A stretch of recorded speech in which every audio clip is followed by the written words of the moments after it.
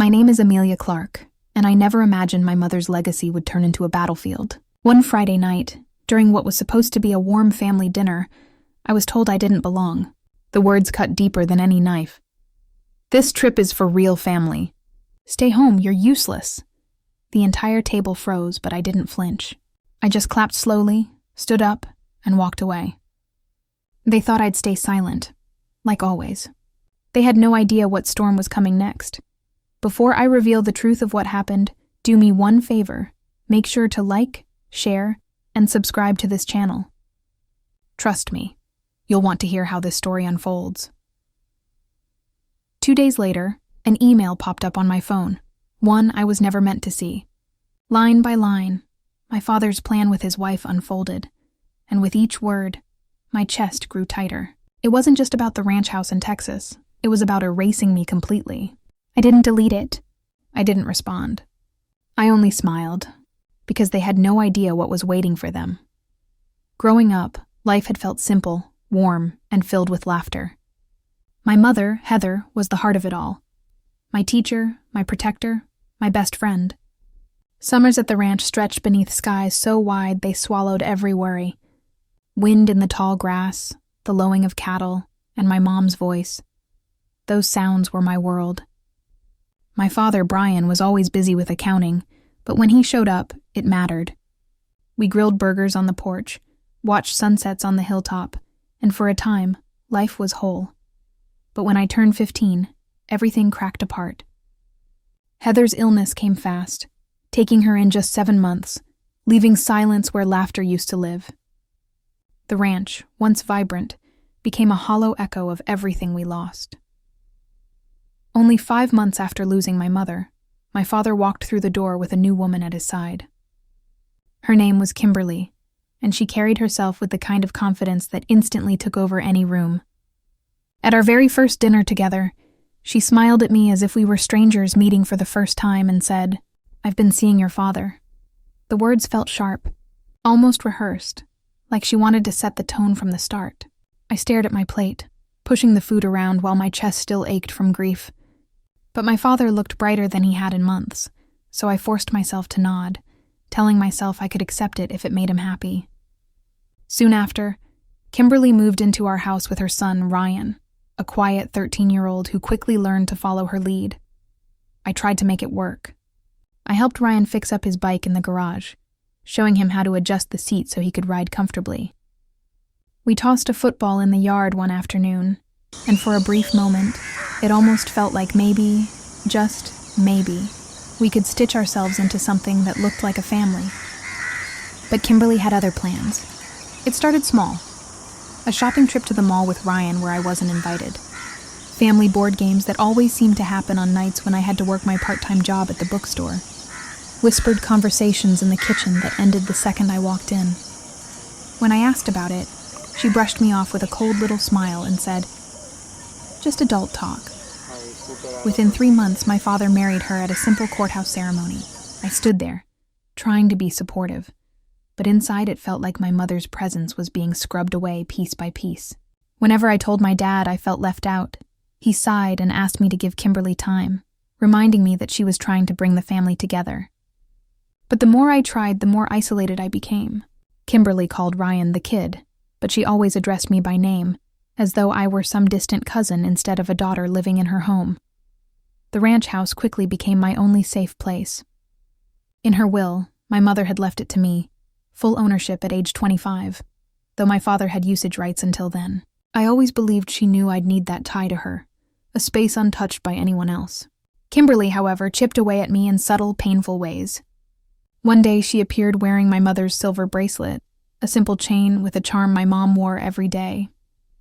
When I asked where she got it, Kimberly shrugged and said, "Your father gave it to me. It's just jewelry." But it wasn't. It was a piece of my mother's history, something irreplaceable. Another time, she redecorated my bedroom without asking, stripping away my posters and bedding to turn it into a guest room. She called it updating. To me, it was erasure. Every weekend through high school, I found myself retreating to the ranch house. Driving out to Texas felt like escaping into another world, a place where my mother's memory was still alive. I would sit on the porch in silence, staring out across the open fields, clutching onto her stories about the land as if they could keep me whole. My father never seemed to notice how often I left.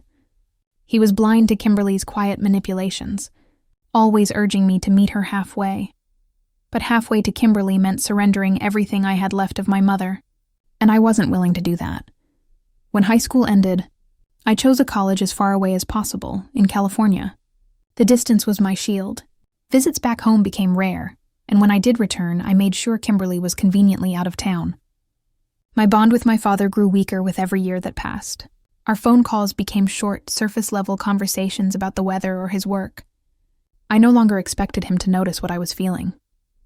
By the time I turned 25, I had graduated with a degree in graphic design and was trying to build a career in Seattle. The ranch house officially transferred into my name, just as my mother's will had promised. I thought that perhaps time would soften everything, so I made gestures to reconnect. I invited my father to visit me alone, attended Ryan's high school graduation, and even helped him shop for supplies when he went off to college. For a moment, I thought maybe there was hope, but Kimberly's shadow never loosened its grip. Whenever she was around, conversations shifted, plans changed, and I was once again pushed to the margins. Ryan, always loyal to his mother, began posting photos on social media of the ranch house, calling it our family retreat. He posed in front of the barn, smiling, as if my ownership didn't even exist. Seeing my mother's legacy displayed online as if it belonged to someone else cut deeper than words could describe. That Friday night family dinner shattered whatever fragile piece I had left. Kimberly's words, "This trip is for real family," weren't just cruel, they were a declaration of war. Walking out of that dining room, I felt something shift inside me. For years I had been the quiet one, the one who endured. But as I stepped into the night air, leaving their stunned faces behind, I knew those days were over. 2 days later, when I stumbled across my father's email, my suspicions turned into undeniable truth. It wasn't just about a vacation or a dinner table insult. It was about claiming the ranch house as their own, rewriting the history my mother had left me. Line by line, I read their plan unfold, and instead of fear, I felt something else. Resolve. They had no idea what was coming. I forwarded the email to my best friend, Megan, the one person who had stood by me since college. Within minutes, she replied, "This is beyond low. You need to dig deeper. What else are they hiding?" Her words lit a fire in me. I called my lawyer, Lisa Reynolds, who had helped me with contracts for my design business. When I told her what I had found, her response was immediate and sharp. "Send me that email. I'll pull the deed and check the records." By Monday morning, she had news that confirmed everything. My mother's will was airtight, and the ranch house was legally, indisputably mine. But Lisa uncovered something else buried in old court filings. 9 years earlier, Kimberly had already tried to contest the will.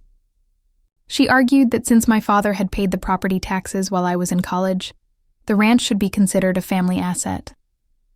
The challenge had failed, but the fact that she had tried it in secret, without even telling me, made my stomach turn. Lisa didn't stop there. A day later, she called with more disturbing information. Kimberly had been contacting a real estate broker about selling the ranch house. In one email, she even attached a forged document that looked like my signature, transferring partial ownership to her. My hands shook as I stared at the file. This wasn't just exclusion anymore, this was fraud. The place where my mother taught me to braid wildflowers and where we had once sat under the stars was being targeted like a disposable asset. That evening, Megan came over. Together, we combed through the emails, highlighting every detail. She shook her head in disbelief and said, "She's desperate. Look at the timing. She's been pushing this hard for weeks. You can't let her get away with it." As if the fraud wasn't enough, Megan dug further online and found public records showing that Kimberly had racked up nearly $60,000 in debt under my father's business name. That explained the rush to sell. Kimberly needed money, and my ranch was her golden ticket. For the first time in years, I felt something other than helplessness. I wasn't going to sit quietly and watch her strip away what was mine. I told Lisa to start preparing a legal strategy, one that would shut Kimberly down completely. Lisa's advice was clear.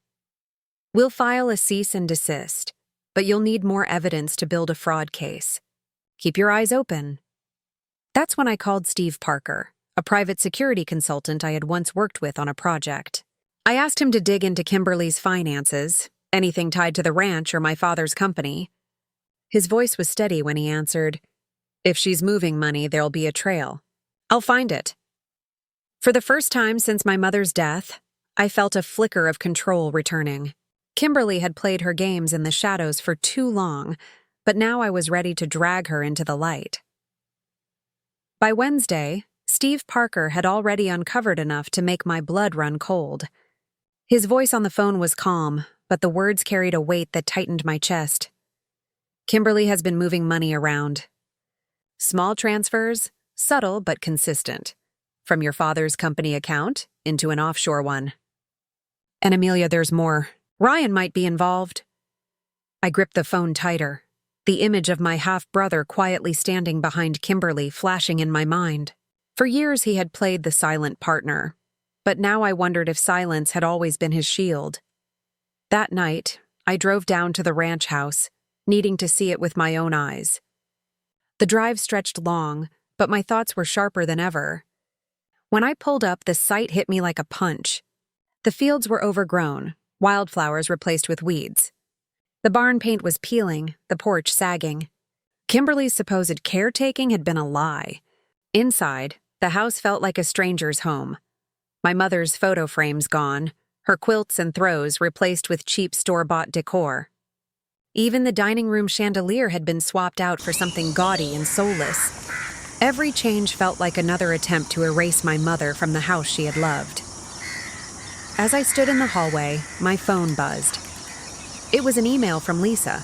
Attached was a scanned copy of a forged transfer deed, Kimberly's latest trick. My name was on it, my signature crudely copied, dated just days earlier. She had even tried to file it with the county. My stomach twisted, but I also felt something else rising inside me. Fire. She had crossed a line she could never come back from. I called Megan immediately. My voice was steady even though my hands trembled. "She's forging documents now," I said, forwarding the email. Megan's response was instant. "This isn't just family drama anymore. This is criminal. You have to trap her, Amelia. She needs to pay for this." Her determination mirrored my own. The next morning, Lisa called again, her tone urgent. Kimberly's been calling the county office daily, pushing them to process that forged deed. Luckily, they flagged it because your name is still on the original title. I've already filed a cease and desist to stop her. But Amelia, she's moving fast. We need to be faster. That night, I stood on the ranch porch, holding my mother's old scarf I had found tucked in a dusty attic box. For the first time in years, I whispered into the dark sky, "Don't worry, Mom. I'm protecting this for you." And I meant it. Kimberly wasn't just threatening my property. She was threatening my mother's legacy. And I was done letting her win. Saturday morning arrived with a sharp buzz from my phone. I was in the ranch kitchen sipping coffee when the security system alerted me. Motion detected at front gate. My heart jumped as I opened the app, and there they were, 3 cars pulling into the driveway. My father's old pickup, Kimberly's polished sedan, and Ryan's beat-up SUV. The cameras caught them unloading bags, laughing like they were arriving at a vacation home they owned. For a moment, the sight made me feel like an intruder in my own house. Then Steve called. His voice was calm, professional. "Your family just arrived. What do you want me to do?" I steadied my breathing and replied, "Don't open the gate. No strangers allowed. I'll handle this myself." I stepped to the upstairs window and looked down. My father tried his key at the smart lock, frowning when it wouldn't budge. Kimberly stormed over, her face tight with irritation, rattling the gate. "Why isn't this working?" she snapped. Ryan stood behind her with his arms crossed, jaw locked, saying nothing. I pushed the window open, my voice steady but loud enough for the cameras to pick up. "This is my ranch house left to me by my mother. You're not welcome here. Kimberly's head snapped up, her eyes narrowing as soon as she saw me. "Amelia, open this gate right now." "This is ridiculous," she shouted. My father looked up, confused and uneasy. "Amelia, what's going on?" he asked, stepping closer. I held my ground. Kimberly told me at dinner that this trip was for real family. "If I'm not family, then you're strangers. And strangers don't get into my home." The silence was heavy. Then Kimberly's voice cut through it like a blade. "This is our family ranch. We've been coming here for years." I shook my head slowly. "No, Kimberly. It's mine, and I have proof you've been trying to steal it." My father's eyes widened, and Ryan shifted uneasily, but Kimberly's face flushed red. I held up my phone.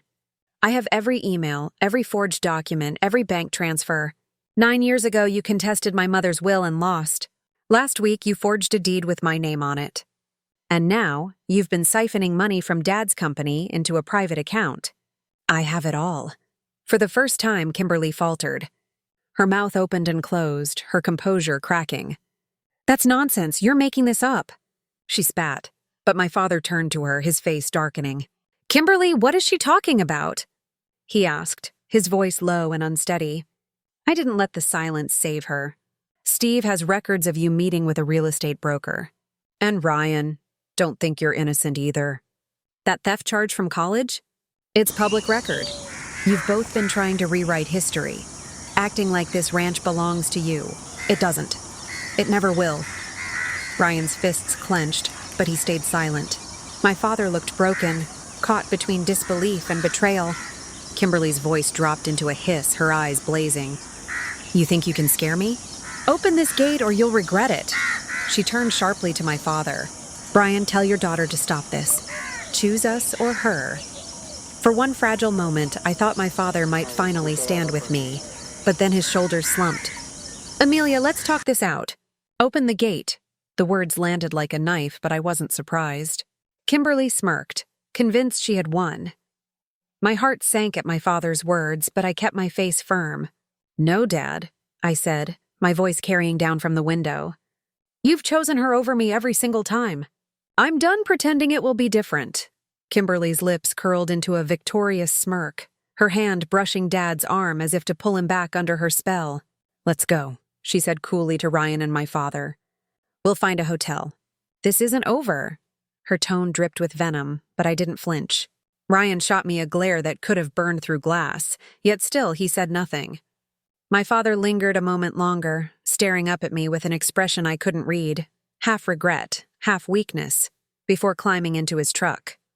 One by one, the cars rumbled out of the driveway, leaving only silence and dust in their wake. I closed the window and stood still, my hands trembling, my pulse racing. Kimberly's threat, "You'll regret this," echoed in my head, but fear no longer ruled me. I had evidence, recordings, bank statements, and Lisa ready to file. This wasn't just about keeping them off the property. It was about making sure they paid for what they had done. Over the next 2 weeks, I worked side by side with Lisa. Together, we compiled a mountain of evidence: Kimberly's forged deed, her emails to the real estate broker, Steve's reports on siphoned company funds, and every threatening message she had sent me since the confrontation. The county formally rejected her fake deed, and Lisa filed a cease and desist order that shut down any chance of her trying again. But we didn't stop there. Lisa began drafting a full fraud complaint to hand directly to the district attorney. Meanwhile, Steve dug even deeper. What he found peeled back the final layers of Kimberly's web. There were text messages between her and the broker, not just about business, but laced with flirtation, confirming an affair that had been happening right under my father's nose. Worse, Steve traced almost $10,000 funneled from my father's company accounts into Kimberly's secret bank in Dallas. Every discovery cut like a blade, but it also hardened my resolve. She hadn't just targeted me. She had been bleeding my father dry, too.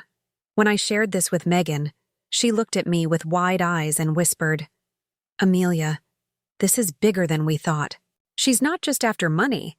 She's been dismantling your family piece by piece." And for the first time, I realized Megan was right. Kimberly wasn't simply greedy. She was calculated, manipulative, and dangerous. By mid-August, the walls closed in on Kimberly. Lisa called me one morning, her voice steady but carrying a trace of satisfaction. The district attorney has filed charges. Fraud, forgery, and attempted property theft. She's facing up to 3 years if convicted. Just like that, the fight shifted from whispers and family dinners to courtrooms and case files. Kimberly's forged deed had been tossed out, the county refusing to touch it. The cease and desist order locked her out of any future attempts. And the bank records? They were the nail in the coffin. Nearly $10,000 siphoned into her secret Dallas account, every transfer carefully documented. My father called me once, his tone weary and broken. "Amelia, I didn't know about the money. I trusted her." I wanted to believe him, but the memory of him standing at the gate, siding with her yet again, was still raw.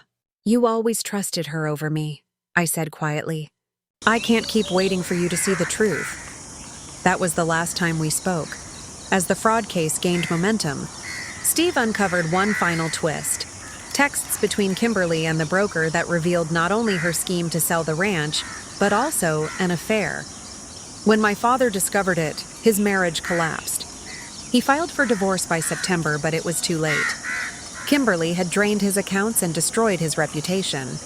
The court split assets, yet her fraud charges left her credibility in ruins. She walked away with little more than a name scarred in the public record. Ryan didn't escape unscathed either. Lisa included his old theft charge in the fraud file, proof of a pattern of behavior. His employer in Austin ran a background check, and just like that, he lost his job. He lashed out online, posting bitter rants about family betrayal and painting me as the villain. I didn't respond. Let him scream into the void. The truth was already sealed in court documents. I filed a restraining order against Kimberly after she sent me a string of venomous texts, each one more threatening than the last. The judge granted it within days. With her legal troubles mounting, she had no room left to strike back. And then finally, I turned my attention to the ranch itself. I hired a property management company to restore the land, mowing the fields, repainting the barn, replanting the wildflowers my mother loved so dearly. Slowly, the house began to feel alive again. By October, I had transformed it into something more, a creative retreat, a sanctuary for artists and writers who needed the same kind of peace the ranch had always given me. One evening, I sat in the barn under the glow of string lights, listening to quiet music as guests painted in the studio space. For the first time in years, I felt whole. The ranch wasn't just land, wasn't just property. It was my mother's legacy, alive and thriving. I had fought for it, bled for it, and finally, I had won. Family, I realized, isn't about blood or obligation. It's about trust, respect, and loyalty. I had lost my father to Kimberly's poison, but I had gained something stronger, control over my story, and the strength to protect it.